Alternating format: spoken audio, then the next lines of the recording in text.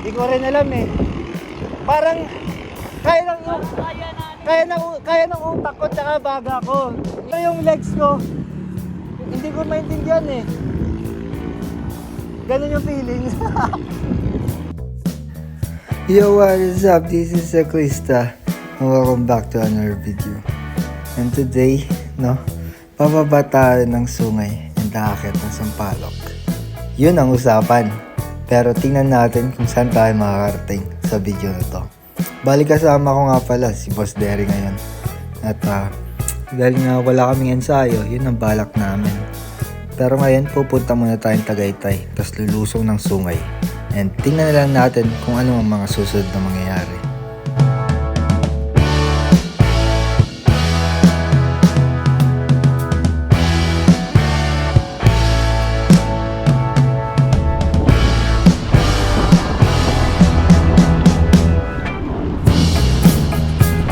Saan tayo kakain, Derry?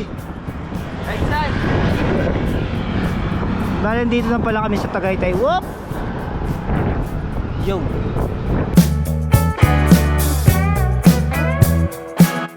Oy! Balakas ng awit.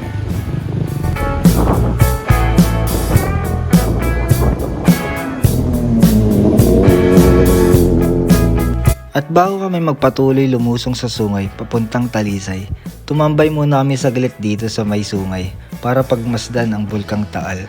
Napakaganda pero napakadelikado kapag pumutok. So, ayun. Nandito kami sa may bandang Talisay. Talisay, no? City ba to? Pero yan. Talisay, Batangas. Kasama ko si Derry. Siya lang available, no? Nasaan na kayo, Kokoy? Ha? Yakim, ano na? And sayuin mo na rin kasi yung long ride. Kami nga eh. Wala mang butulan to. Di kami ahon ng black hole. Pero tingnan natin kung saan kami ahon mamaya. Depende sa natitira naming lakas. Long ride na may konting budol. Pero ayun, tingnan natin mamaya kung saan kami aabutin.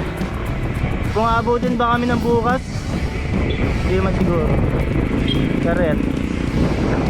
100 kilometer po ba ito? At eto na nga, biglang kumaliwa si Derry. Sinundan ko na lang, hindi ko alam kung saan to pupunta. Pero sabi ko, ikot na lang tayo, tingnan natin kung saan tayo aahon. So yeah, hindi namin alam kung nasaan na kami. Pero sabi ni Derry, nasa Tanawan na kami. This is our first time, my first time na magdaan dito. Grabe, puro rolling hills pala dito. Kababalik ko lang magbike. Pero ganun agad. Ikaw, ano masasabi mo, may nabibiktima ka ulit? Pati ako nabibiktima eh. Grabe. Ha? Hindi pa sure. Di ba sure? Diretso natin.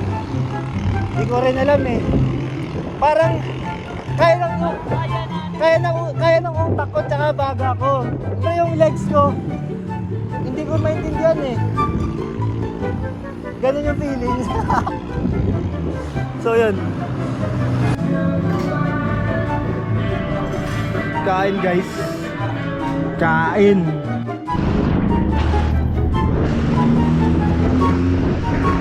Derry! Diretso! Diretso! Bicol! Superpowers! 350 budget. 350! 350 budget.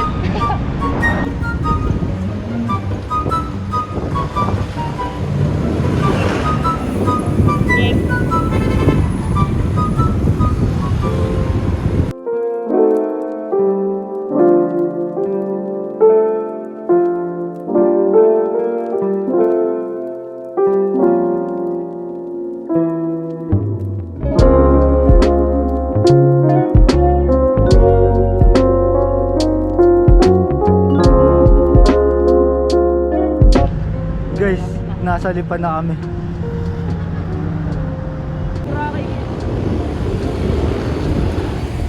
Di pa pare.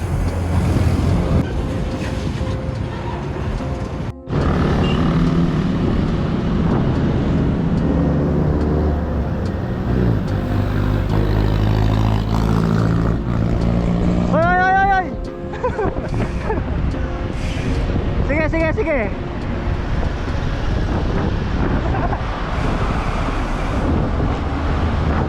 Lipa City.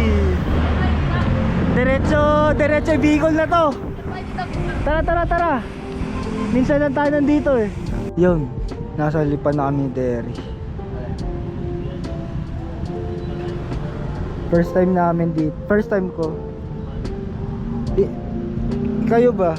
Pag andito ba kayo, pinipili nyo ba yung Kakan o diretso na Bicol? Pero yun, wala lang. Nawala yung last pag namin. Wala talaga kaming ensayo. Hindi alam, trip lang daw, trip. Ang dami naming inaayaw na alam namin walang ensayo rin. Pero ganun. Tara.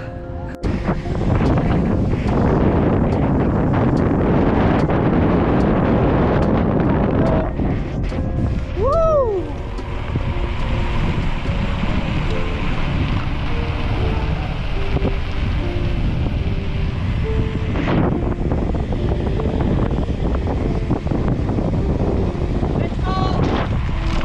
Tara, ito!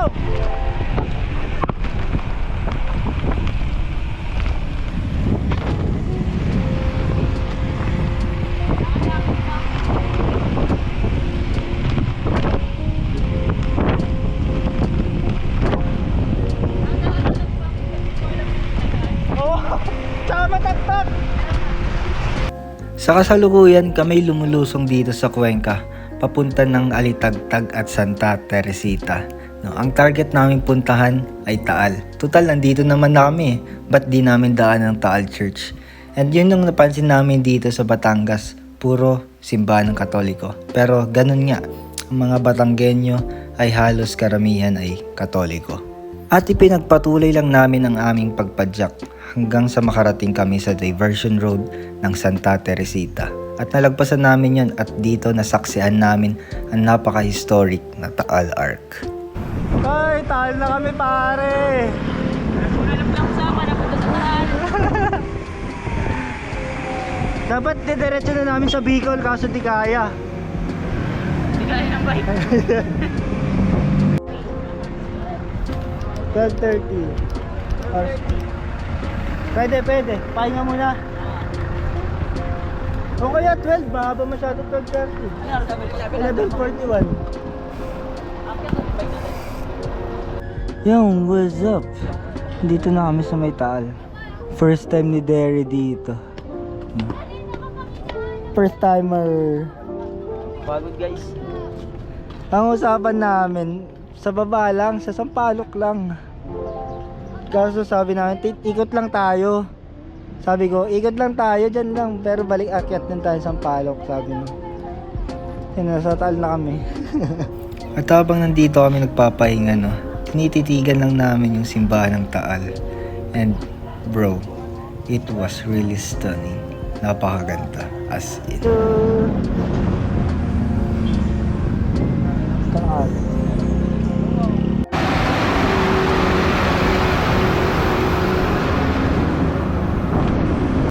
Tara tara tara. Tararara. Woo! Alas ang akin pare.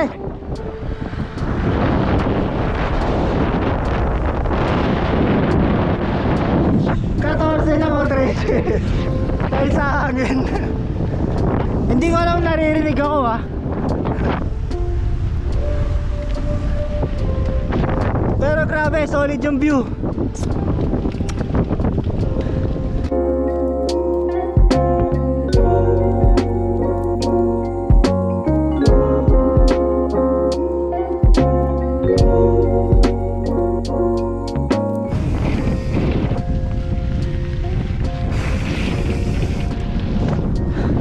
Grabe na dinadanas namin dito dahil sa hangin. Wow.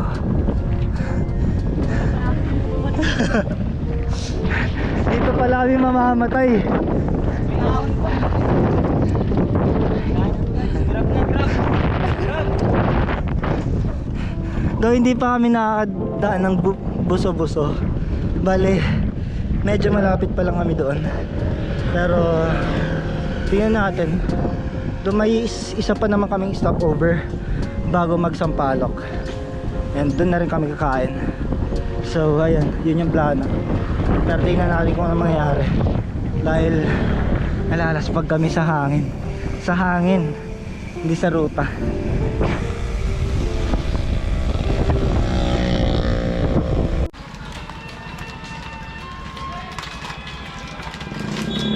Groggy na guys.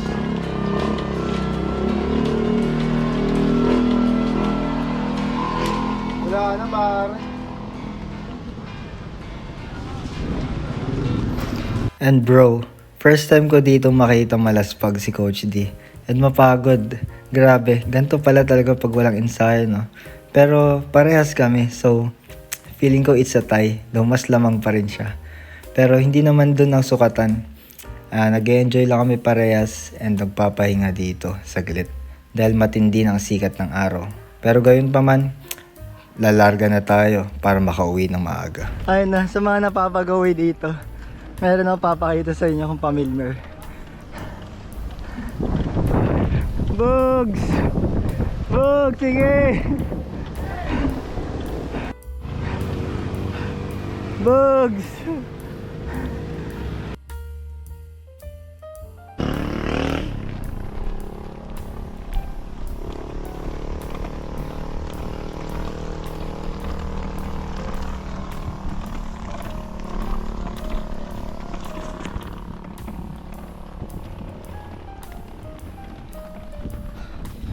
Wait. Puputulin ko yung video. Nahihirapan ako. Nga pala, mawalan kayo date sa February 14. Punta lang kayo dito sa may buso-buso. Titibok puso nyo. Ayan o.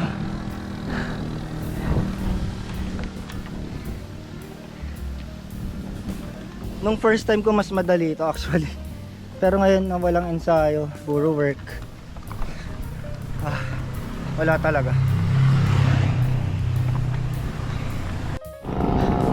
At ayun, ingay. At ayun, nakalagpas na. Hindi na ako nakapag-video, sinabihan ako ni Terry. Ba't hindi daw ako naka-video?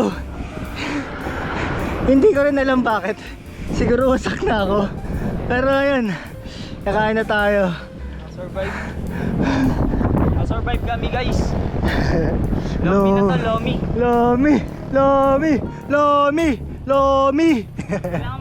Kailangan may reward sa kada ahon. Nasa Laurel na kami guys. Malapit na kami, makakalomi na kami. Ano, yan pa Blackwall pare. Pag nagtalop kayo, tas galit kayo sa sarili nyo, diyan kayo pumasok. Diyan. Yan, pag gusto nyo alawin sarili nyo, yung ayaw nyo pang umuwi, tas gusto nyo adventure, dito kayo.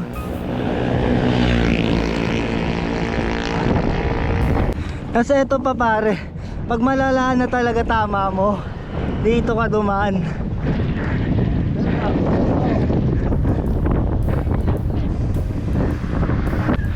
Alam niyo kung bakit L yun? Yun o, yun o. Kasi Lomi, Lomi, Lomi, Lomi, Lomi. Ay Lomi. Ayan na. Lomi. Lomi, Lomi. Kaso ahon ko pa rin. Ayoko, tutulak ko na. Boss, kamusta ang pagtataalok? Saya. Huwag niyo ulitin ng walang ensayo.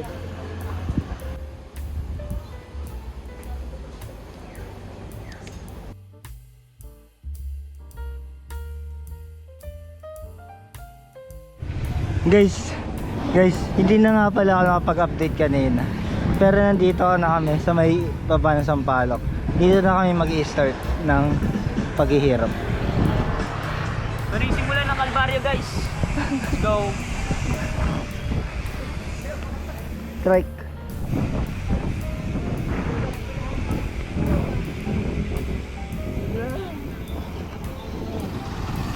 Ito na pare, last climb. 12 kilometers na climb. Kaya natin pa. Kasama natin ang Diyos sa ating sa ating pag-ahon.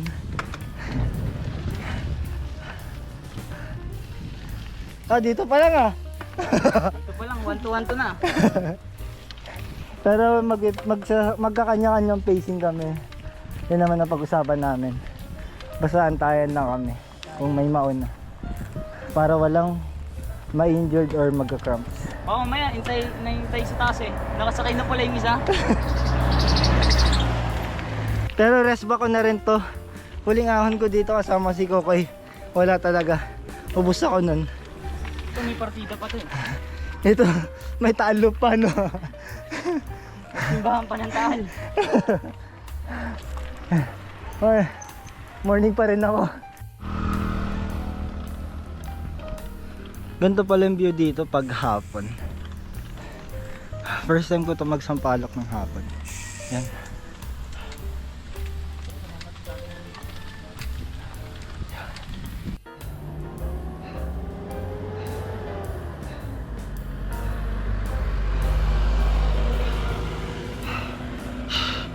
Bawal maingay. Wala magsasalita.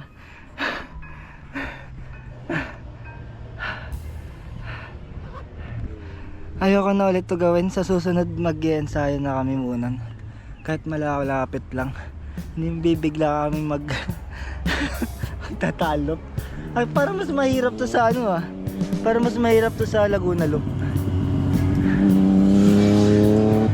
Kasi kailangan mo pa rin umakyat ng Tagaytay. Pag di ka umakyat, magtutulaps ka. Or gusto mo sa ano umakyat sa may papuntang Kalamba. Kaso medyo ahon din. Pero ito yung parang mas mahirap to personally kaysa sa Laguna Loop. Kasi sa Laguna Loop puro patag. Ramihan patag. Ito rolling talaga lahat. Yo. At ayun, sa lahat ng kapwa ko siklista, alam niyo yan.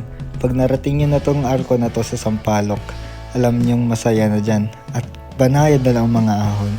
Pero ang isang natutunan ko sa ride na to, mag-ensayo ka para hindi ka matulad sa amin.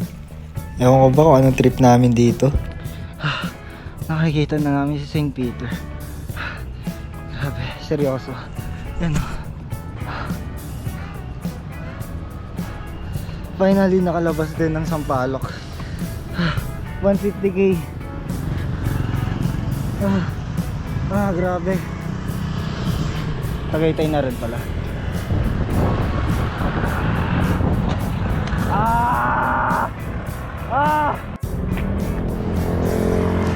So ayun, yun ang taalop natin. Ginawang ensayuhan yung taalop. Ganun lang yung nangyari. Yan. Hanggang sa muli guys. Hindi na namin tatapusin ni Boss Derry. Kaya hanggang sa muli. This is Cyclista and see you again next time. Peace! Dogo.